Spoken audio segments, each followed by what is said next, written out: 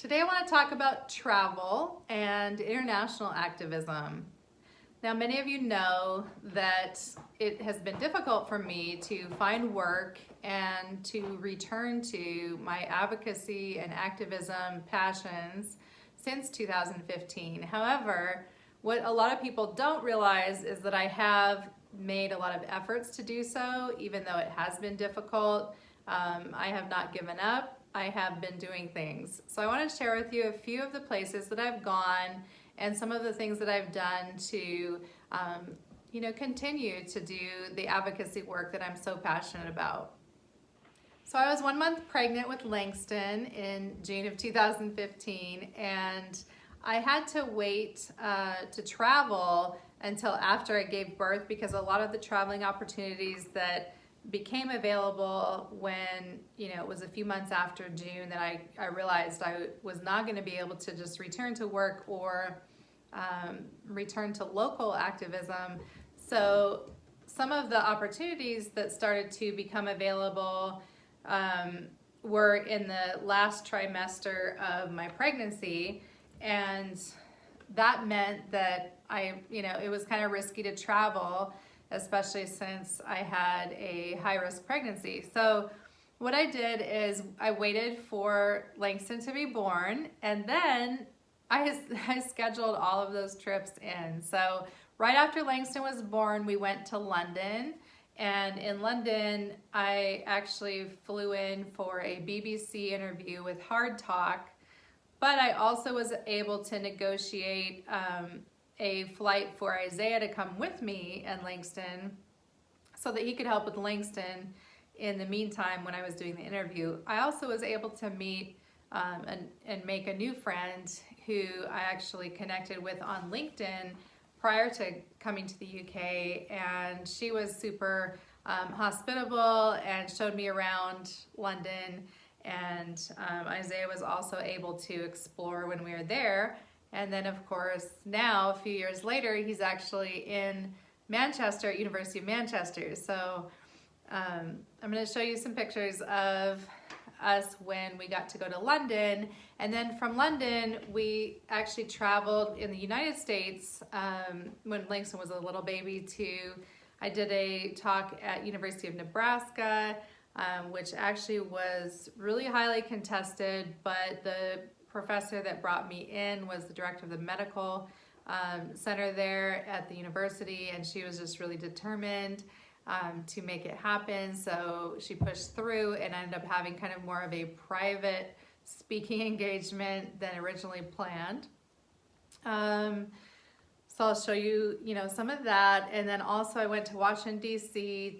this is in 2016, again, after Langston was born. I went to Washington, D.C. to keynote the American Association for Access, Equity, and Diversity, their national conference. It was their 42nd national conference, and I keynoted that also when Langston was still so little.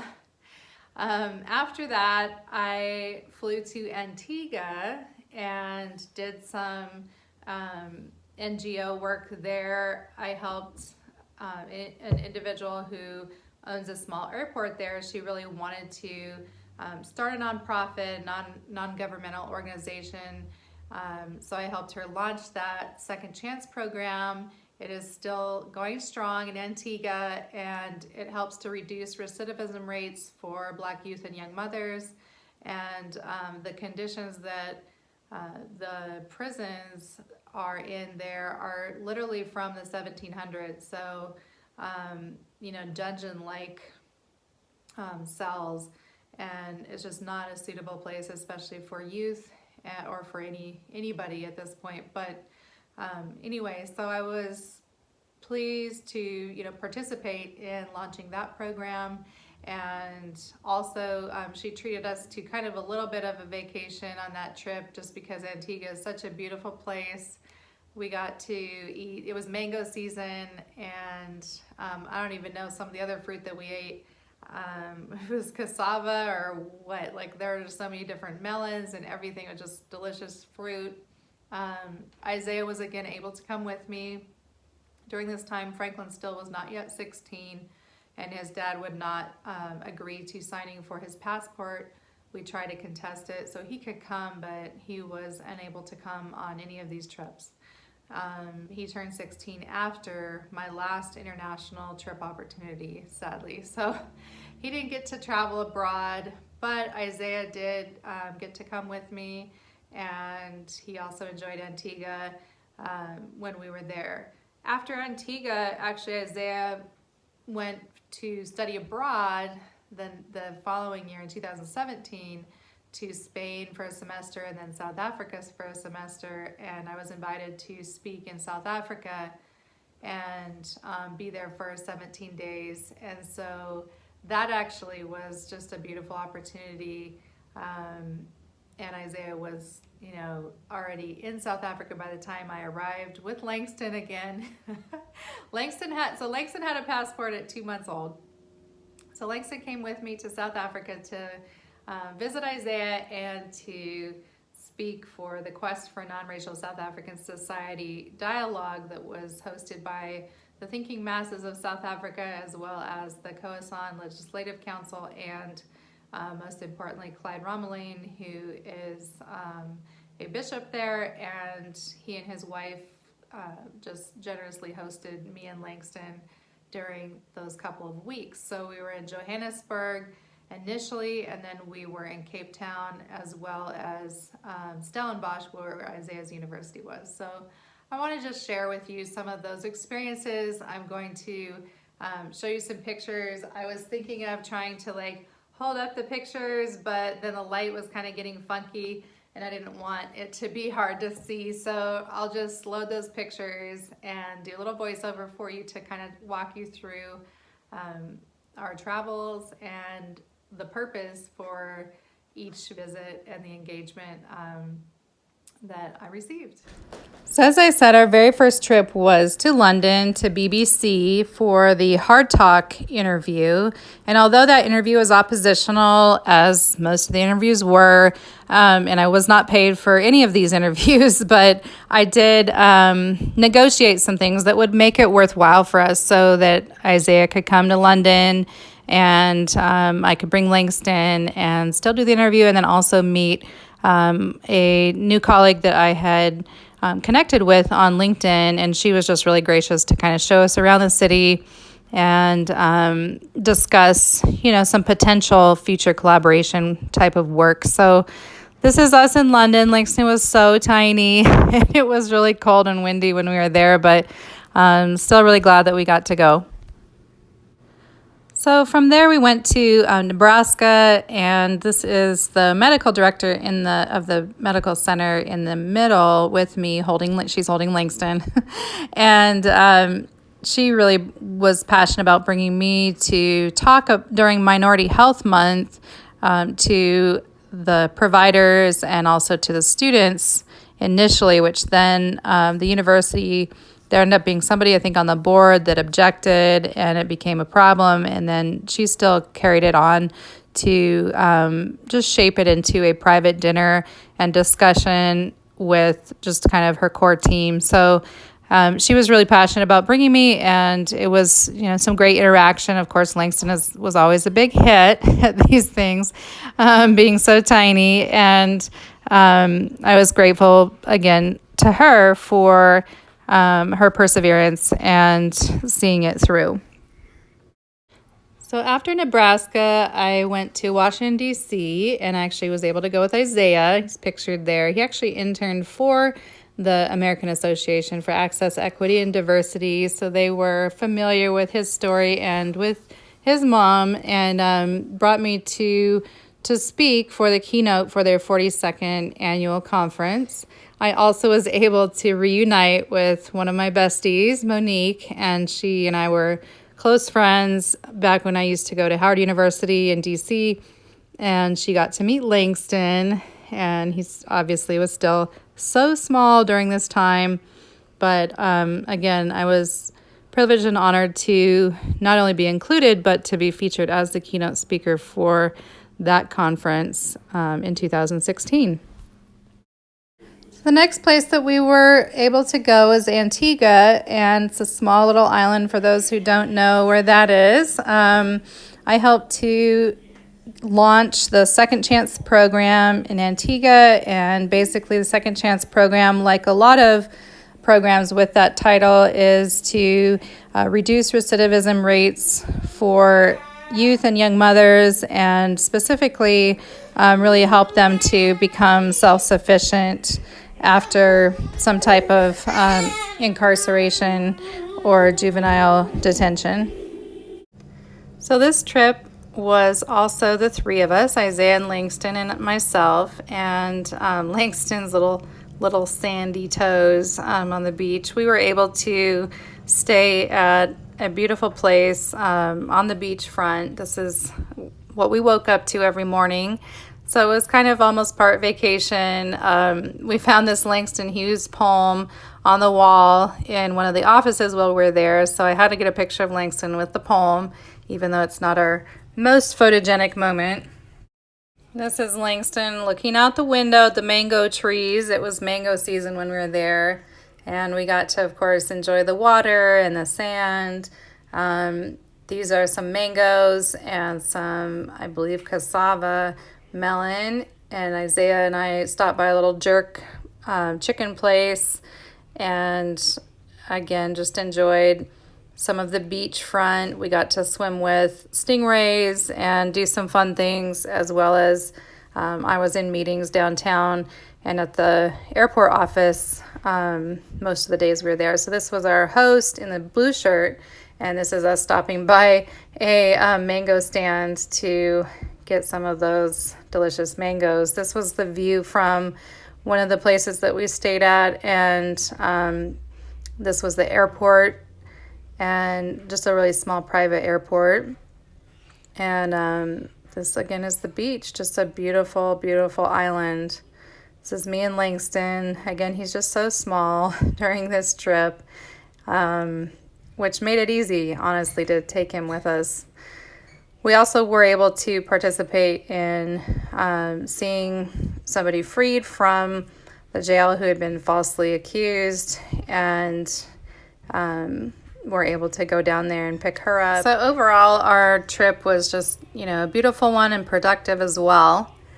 This is little Langston on the airplane. As we are flying into South Africa, the sun was just rising. It was a really beautiful moment. This is the host family that we stayed with. On the left is Clyde, and on the right, Lynn. And what the poster stands for is the Quest for Nonracial South African Society Dialogue. And Timosa is the thinking masses of South Africa. This was another couple that were friends with Clyde and Lynn, and then this is all of their kids. And so they were all at the launch for this big event. This is the view from the Ramalaine's house. It was just a gorgeous view. Little Langston was stepping out onto the balcony. He was still just tiny, but a little bit bigger than the infant that he was when we were in London.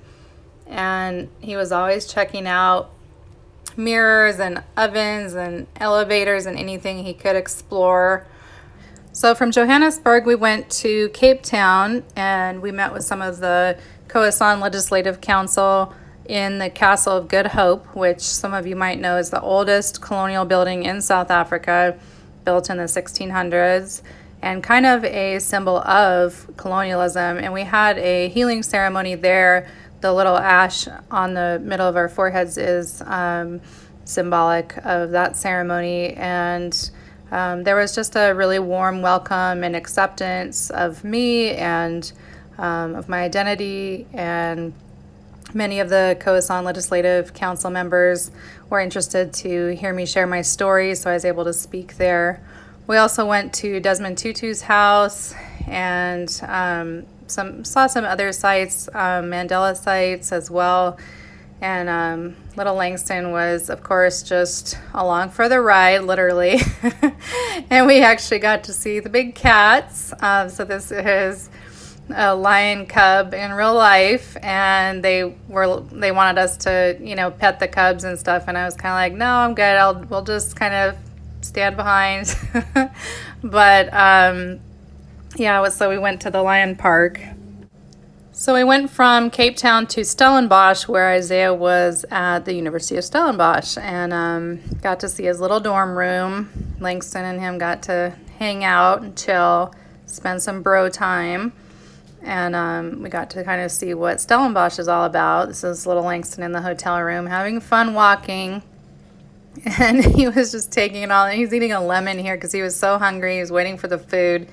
And the only thing that I had was like ice and lemons in my water, so he tried his little face, and I think he was happy when the bread arrived. So I spoke at a couple universities, the University of Johannesburg and also in Cape Town, and we went to Stellenbosch University, and probably one of the most trying parts of the trip was honestly just the travel, because any mom knows a 36-hour trip is kind of hard, with no sleep, with the baby, in and out of airports and everything. But we made it, and I'm really glad that we were able to go. So what has life been like since 2017? I haven't been traveling much. I did receive a lot of backlash, not just myself, but the venues that invited me received a lot of backlash from the Washington, D.C. and especially the Nebraska trip. There was a lot of rejection of my memoir that was published in 2017. A lot of people writing negative reviews without even reading the book, and just kind of, some more bashing, kind of like a upsurgence of bashing when that came out. So there's a lot of like hostility and ongoing cancel culture, I guess you call it, from engagements that I had scheduled in Minnesota and Ohio and New York, San Antonio. Just all across the United States that were canceled as a result of somebody complaining, opposition basically, from speaking engagements to activism to actually just book signings, all of those kind of things were canceled. So there are 13 total events canceled, and the negative press has since really discouraged future opportunities. So, but nonetheless, I really am encouraged by the memories of acceptance and appreciation and collaboration and camaraderie that I experienced in South Africa and Antigua and London and DC and Nebraska. And so, and even a small book signing in a private little book club that I met with in Baton Rouge as well. So I'm just, I like to stay encouraged by those experiences and not let the other ones get me down, even though the other ones are greater in number, but not greater in importance, obviously. So I do appreciate those people that did, stand with me through those, through the opposition, through the challenges of letting those events proceed forward. So, it has really made me feel like my advocacy work and my credentials were valued by the people who did commit and follow through with bringing me to those successful events in 2016 and 2017. So 2018 was discouraging, and 2019 as well. This year kicked off with 3 events that were scheduled in January, February, and March, all 3 of which were canceled at the last minute with very little notice because of opposition and people demanding that my appearance be canceled. So I'm really looking forward to 2020, hopefully being a fresh season of opportunity and growth, and I hope I can get back out there and participate in the world of advocacy work and education. So some people just say, like, why don't you just travel by yourself, or when are you going to be in Pennsylvania, or when are you going to be in New York, or and it's just, like a very practical reason. Honestly, I have no savings. If I had savings or the ability to travel independently, of course I would. I would just forge my own way, and that would be awesome. But I don't. I do rely on work trips, trips that are paid for through organizations or individuals that have underwritten the cost for events. So without those opportunities, I am kind of stuck, in a way. So anyway, now that Langston is older, he's a little more expensive to take with me or leave behind. But my kids are always my first priority. I am so grateful that I've had the ability to be with Franklin for all 18 years of his childhood and see him through his 18th birthday and his senior year in high school. Many of you know that I've been kind of grounded here in Spokane, Washington and Coeur d'Alene, Idaho area since he was 3 years old, and I divorced his dad, and the courts basically require that both parents stay in the area until the child turns 18 and is graduated from high school. So that kept us here me here for 15 years. I would say that either parent was free to leave without the child, but I was not willing to leave him behind, and so I've stayed here. It just would have required his dad's signature for us to be able to move in those 15 years, but we were never able to get that permission. So once he's graduated, I know that we will both really have the opportunity for the first time to spread our wings in different directions probably, but we'll both be able to find our place in the world. And I hope to someday return to South Africa and Antigua and even London and perhaps experience new opportunities in other places. I just always am looking to cross-pollinate ideas and solutions to relevant needs for justice causes. So that is my passion. That's what I continue to work on. And again, I am just sharing this short video about some of my travels in the last few years because I know that the media did not report on any of it. The Netflix film, even though the documentary filmmaker had a cameraman follow me everywhere, there were cameras in South Africa and all of this. So she didn't actually put that in the film, it just got cut out. So a lot of people kind of, if you don't see it, then it's sort of out of sight, out of mind. And so some people think that I haven't done anything or I haven't been trying to re-engage with the issues that are so important to me.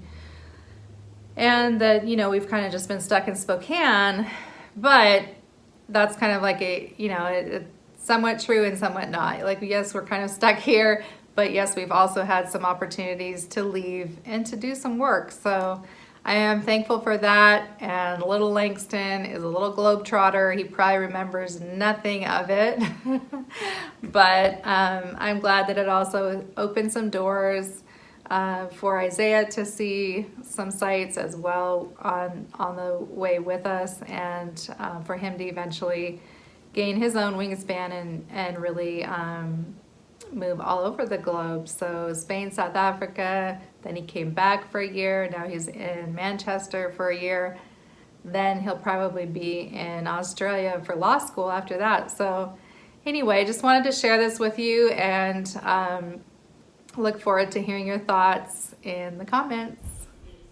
No matter where you live, there's nothing like home sweet home when you're coming back from a long trip. And by the way, I'm sorry that I was a little tired today, so sorry for that. I know I have kind of a tired face in half of the video, but thanks for watching, and definitely I look forward to hearing what stood out to you from this video. And one thing I didn't include, just because I couldn't find the pictures, is that I did go to Dallas for Braiding Freedom, to march for Braiding Freedom with Isis Brantley, and that I just couldn't find those photos handy, so didn't include that, but that was also in 2017. So looking forward to 2020, and if you have any recommendations or if you are from one of these places, please do reach out and let me know what needs exist if you're in London or Antigua or South Africa. And I look forward to hearing from people wherever you live.